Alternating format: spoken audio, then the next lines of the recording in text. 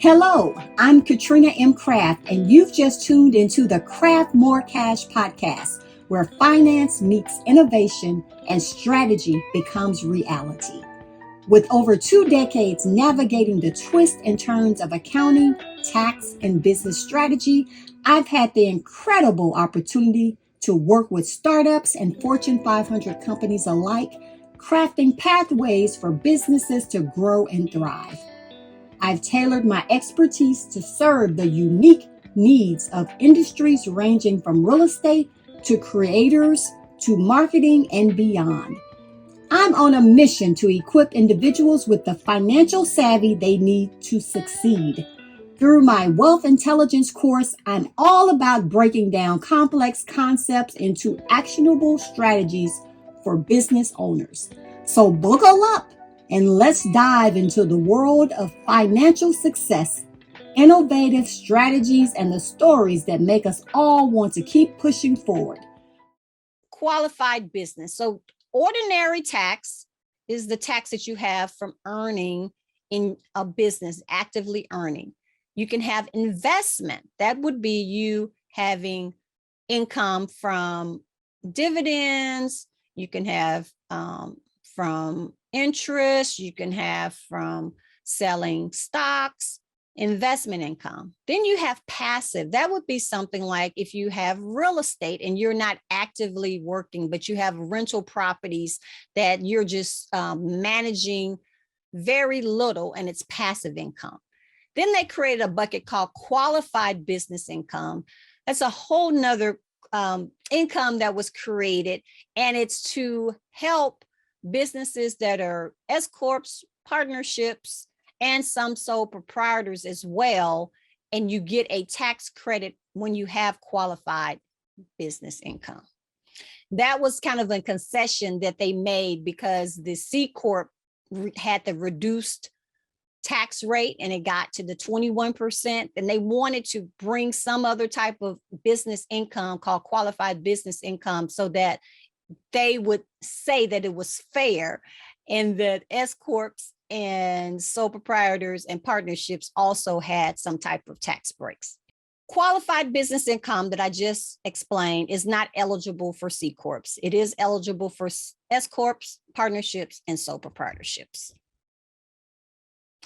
The qualified business income is very confusing. You really need to work with a tax preparer to make sure you are not missing this credit, because at certain income levels, you can get the credit for the qualified business income. But if you are in certain fields, then it's limited.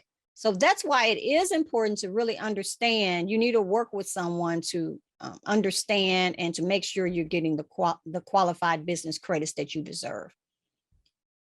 So I'm going to just kind of go over that because this can be very confusing. I'm going to give you an example. You own 50% of an S corp that pays $500,000 wages and has $200,000 of property and service. So you would have to look at your QBI is the greater of 125,000, 50% of your 50% share because you don't own all of it, or 65,000, which is 25% of your 50% share of 500,000. As you can see, it's two calculations. They're very confusing, and you really need to understand this tax law in order to make sure that you are getting the qualified business credit. So again, when I talked about some businesses may be limited. So if you are a specified service business, which includes medical, law, accounting, actuarial science, financial services, consulting, performing arts, athletics, or any business that relies on the reputation of skill of one or more employees. Now, this is kind of tricky because reputation and skill of one or more employees, that is something that the IRS has in there, but there's a lot of questions about how do you define that. That's why, again, you need to understand who would be limited, who would not be, and how do you best utilize this deduction. Now let's talk about the net operating losses. So I've heard, and a lot of people still say this, that you have to have profits in your business, 2 out of the last 5 years or 2 out of the last 4 years. But it really just depends on if you were actively seeking to make money and have a gain in your business. There are many large corporations that have losses every year. So when people say that, I questioned and I said, as long as you can prove that you are actively trying to make money in your business, then you can continue to have losses there. So this is talking about the net operating losses that we have, and net operating losses have changed. Before, you could go back 5 years and report losses. So if you had a gain in 1 year, you could go back up to 5 years and reclaim those losses. Now, they had, because of COVID, they kind of limited this and let you last year go back several years. But in 2022, 2023, I know for 2023, I'm not sure if they reenacted 22 to let you go back. You can only take some of that loss, and then indefinitely you can go 80% of your losses. So that's limiting. It's good and bad, because now it's an indefinite number, but it's only 80%. Now let's talk about deductions. We've had enough about kind of understanding how taxes work in the business, but let's get into the deductions. Can I take this business deduction? That question can be asked. It depends. It all depends on your industry and your business. In order for you to take a deduction, it needs to be ordinary and necessary. So ordinary and necessary are different depending on your business. There have been some tax cases which allowed a bodybuilder to deduct tanning because he is a bodybuilder. So when he's performing and he's in front of a crowd, he has to have his muscles all oiled up and tanned. So they allowed that deduction. But as an ordinary person, if you try to deduct tanning as a business expense and it was not related, it's not ordinary in your business and it's not necessary in your business, it would be disallowed. That's another reason why I say work with someone who understands your industry, because they will know what's ordinary and what's necessary.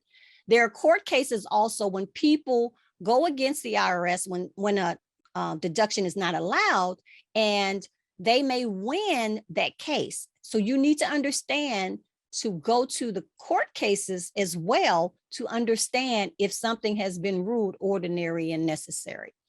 So ordinary means it's common and accepted in your trade and business, and necessary is helpful and appropriate for your trade and business. So let's give you another example.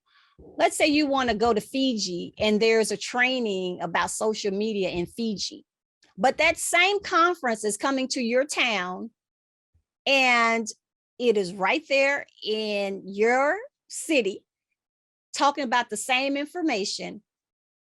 Then the IRS may say, oh, that wasn't necessary. It wasn't necessary for you to go to Fiji just to learn when that same training was in your state. So that's an example of the IRS looking is if it's necessary. So it all depends on the facts and circumstances. Meals and entertainment. Entertainment is no longer allowed. So meals and entertainment used to be together. Those words used to be synonymous and just be together always, meals and entertainment. Well, now entertainment is no longer allowed, and we're going to talk about that. But meals, you can still deduct. The type of meals that we want to talk about is if you are going with an associate, you are going with a prospect, you're having meals with clients. Those are all business meals. You're having meals with your employees. Some businesses, it is very easy to have meals deduction, especially if you are always selling. Like if you are an insurance agent, probably most of your meals could be a deduction because you are always drumming up business unless you're just eating meals with your family. But remember that it's important that you track your meals, and that means you need to have the business purpose, like why are you deducting this? Is it an associate, a prospect, a client, or employee? What's the business reason? And you need to document the amount, the location, and I would even put what you discussed, because if it's ever challenged, you have records of what that meal and why you did that, why you had that meal deduction. Let's say that there's an employee and you have a facility where someone has to work and they cannot leave because if they left, it will impact your business. That would be a meal for the convenience of the employer, because that employee has to stay on premises and it's convenience of the employer, not their convenience. Office parties, 100% deductible. So just know that if you do have parties and it's for your employees, your customers, and your clients, then those parties are 100% deductible. Business entertainment, again, no longer available. And that's a big crush, because I know a lot of times business entertainment is important in your business development and really understanding and getting closer to prospects and clients. But the IRS no longer allows business entertainment. So some of the business entertainment that are no longer allowed, the IRS doesn't allow owners to deduct sporting event tickets. Now, if you go to a restaurant before the game, the event, then that meal would be deducted, but the event tickets are not. Now, the only way that the event tickets could be deducted, and this is like how I love to think about strategy, is if you gave someone a gift of the gift and the value of the ticket is $25, then you can deduct that ticket as a gift. You are allowed a $25 gift per person per year. That is a way to get around it not being deducted. You give them a gift and then it's deducted as a gift instead of entertainment. Now, I know some tickets are $100 tickets nowadays. So, you would be kind of limited to only be able to deduct the 25.